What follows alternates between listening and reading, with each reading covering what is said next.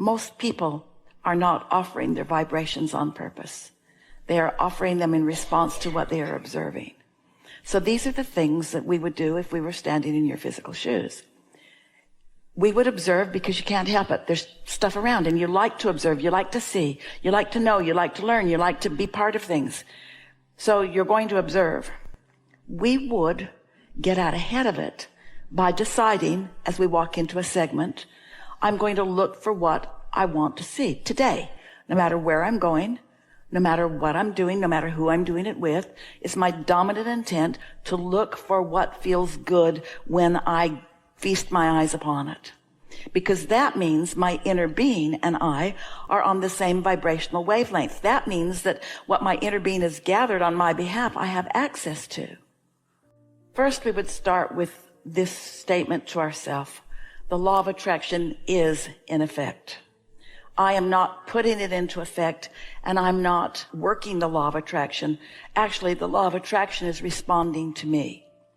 So in order to receive beneficial response from the law of attraction, I've got to be offering beneficial vibrations. And how do I know that I'm offering a beneficial to myself, my self-interest vibration? It feels good when I offer it. It's either fun or interesting or fascinating or exciting or loving or appreciative. It feels really good. So when I am feeling good, now I'm entering the energy field of attraction, and I'm entering it with deliberately activated marbles that will attract to me things that will please me as they manifest. And it is a sure thing that they will manifest, and it's a sure thing that they will please me as they manifest. They might surprise me while they're delighting me, because it might be a bigger, more accurate, more all-inclusive creation than I even knew that I had set into motion. My capacity to allow is what's growing. My capacity to allow myself the blessings and creations that I've asked for. That's the stance that we would take. If we were you, that's what we'd leave this room reminding ourselves. The law of attraction is on all the time. And I enter the field where it is, just like I enter the gravity field where it is. And the law of attraction responds to me in perfection every time. And it reflects back to me. It brings more to me, just like what I've got active. So if I'm running around ornery, I'm getting ornerier. Most people have a kind of mixed bag, so to speak. You're happy, you're sad, you're worried, you're not. You're all over the place. You are conditional creators. You're conditional lovers, because you wait for the condition, and most people offer most of their vibration in response to what they are observing. So you want to be better selective sifters. Like if you turn on the news and you feel like you should, because you want to be a responsible citizen, you want to know what's going on, so you turn it on because you want to be informed, whatever, and it feels terrible to you. That means that your inner being isn't telling you to turn it off. It means that your inner being is seeing what you're seeing from a different vantage point. Now, let's carry this out. Your inner being is not already deciding for you what you should do. Your inner being is in alignment with what you have already decided that you want. So the purest form of your decisions are what your inner being is holding. And everyone has an inner being. And so it's true for everyone. And the law of attraction is sorting this out. I'm going to care about how I feel. And when I don't feel good, I'm going to know that I'm attracting something that I don't want. And I'm going to know that my inner being isn't in on this. So it won't be a really monumental attraction. We want to say to you, when you hook up with your inner being, one who's connected like that is more powerful than millions who are not. But most of the world is running around with puny, paltry attraction and then just bickering with each other over the spoils of what they are disallowing each other, what they're disallowing of themselves and blaming on each other. Everything that everyone wants is in this vibrational reality. and all of it is possible. And if, as humans, you'd stop bickering over what should be allowed to be created and just mind your own business and create what you want, then you wouldn't deprive yourself of creating what you want by being mad about what that one's creating. And in what humans want to call a perfect world, everyone would get what they want. But we want to say it's already a perfect world because nobody can mess up your life. Nobody. Now we know this is a particularly hard time to hear that because it feels like there's a whole lot of assertion going on. A whole lot of people walking into a whole lot of places and doing a whole lot of things to a whole lot of people. But it couldn't be happening if there were not a vibrational expectation. So many people are being scared by so many people about their well-being. They're not walking around feeling free and safe. They're walking around feeling scared. So no one can say it's not part of their point of attraction. We're not saying they got it on purpose, and we're not saying that somebody else didn't influence it. You are all influencing whatever it is that you are offering. That's why you come as teachers. You come to align with wanted and show through the clarity of your example how to live what's wanted. And when someone wants to know how you got that, you can then explain it to them. But it's a big world that wants you to choose a side. You're either for us or against us, they say, about so many things. And we say anybody who's against anything is depriving themselves of what they're for. It's just the way that it works. We want you to look into the world and see what's going on, and we want you to briefly, and we mean briefly, Esther, we mean briefer than you're doing it, Esther. Have your step one moment and know what you don't want and what you cannot stand and what you cannot stand. Have your fit and have your moment of hate and despair about it, but don't live in it. Have it and launch all those rockets of desire about children eating every night and children going to bed and feeling safe, and about the world being a place that people want to live. And launch all those rockets of desire, and then as soon as you can, give your undivided attention to the Vortex version that hasn't manifested yet because everybody's so busy recreating what they don't want.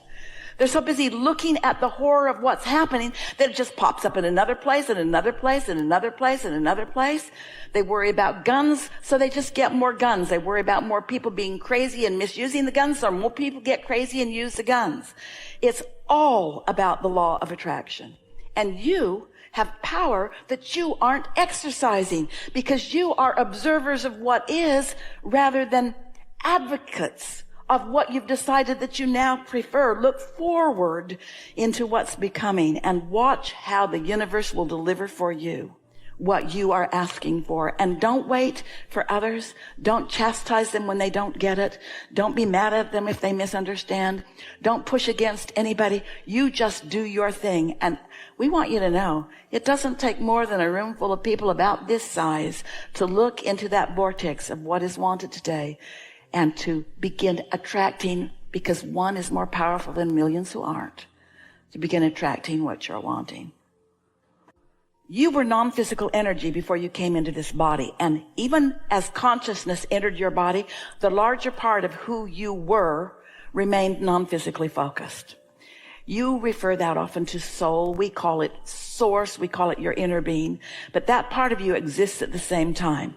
So here you are walking around in your physical realm, having exposure to life, and having opinions. That's the most accurate word that Esther can find. So you see something and you have an opinion about it. This is what we really want you to hear. At the same moment that you're having an opinion, your inner being is too. You're feeling what you describe as fear. Your inner being is not doing that. Your inner being only knows the positive aspects. So your inner being will never negatively attract on your behalf, ever. So your inner being has an opinion that's based on love and a lot of experience and a lot of vetting of a lot of lifetimes and a lot of exposure to a lot of experiences where you've just come to know your own power and you've come into alignment with who you really are. And then there's you in your human form, not learning, not because you need to learn that, but because that's just the way that it is. When you look at something and you shout no at it, This is a universe that's based upon attraction, on inclusion. There's no such thing as no. So when you shout no at something, you're actually shouting yes at something you don't want. You're actually calling to you what you don't want. But guess what? Your inner being is never doing that. So the big stuff is never going to happen like that. Oh, you can mess up your life and you can have a miserable time, but you're not going to destroy the world with things like that. This world is not under threat or at risk. The well-being is dominant. All that's happening that you would call negative or unwanted, all that it is a human or a whole lot of humans, because beasts don't do it, hardly. Some of them, when they're domesticated, they begin to act a little more like you, but mostly they're pure positive energy. And so when you push against something and your inner being doesn't, you feel that tug of war. You feel it in yourself. And so what's gone wrong? If you want to say something's gone wrong, you've used this thing that you have observed, that you've concluded that you don't want, and that's fine, because when you know what you don't want, you know what you do want. When you know what you don't want, your inner being really knows what you do want, and your inner being will never join you in what you don't want after you've defined what you do want.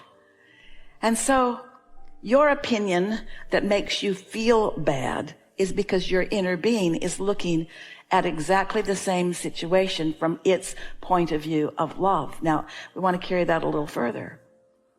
Think about this. Everyone you know, everyone who has been in physical form that you've known, you're dearly not so departed.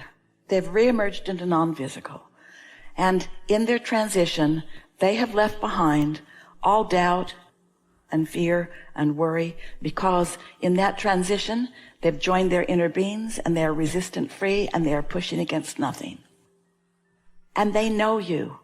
It's not that they remember you, because relationships are eternal. So they're focused with you right here and right now, your inner beings and all those dearly not so departed. When you choose to really focus on what you don't want, and you decide to beat the drum of that, to join the protest rather than the advocates, to push hard against something rather than identify what it means that you want and then think about that, you pinch yourself off from all of that. Those emotions feel like loneliness. They feel like fear. They feel like absence. They feel like unwanted, because you're holding yourself apart from everything that you really are and everything that you really want. Not one other person on the planet has to know this and behave anything like what we are encouraging here for you to live happily ever after. Because you have the capacity within yourself to do such a good job of selectively sifting, or such a good job of giving others the benefit of the doubt. Do you know, when you give someone the benefit of the doubt, you're the one who receives the first benefit. You're the one that receives the first win, because you align with who you are and you have all of this clarity. That's where the creative ideas come from. That's where the solutions come from. That's where the problems are solved. And it happens generationally. After a while, the old ornery ones peter out, they die, and they don't keep active all that stuff that they've worried about.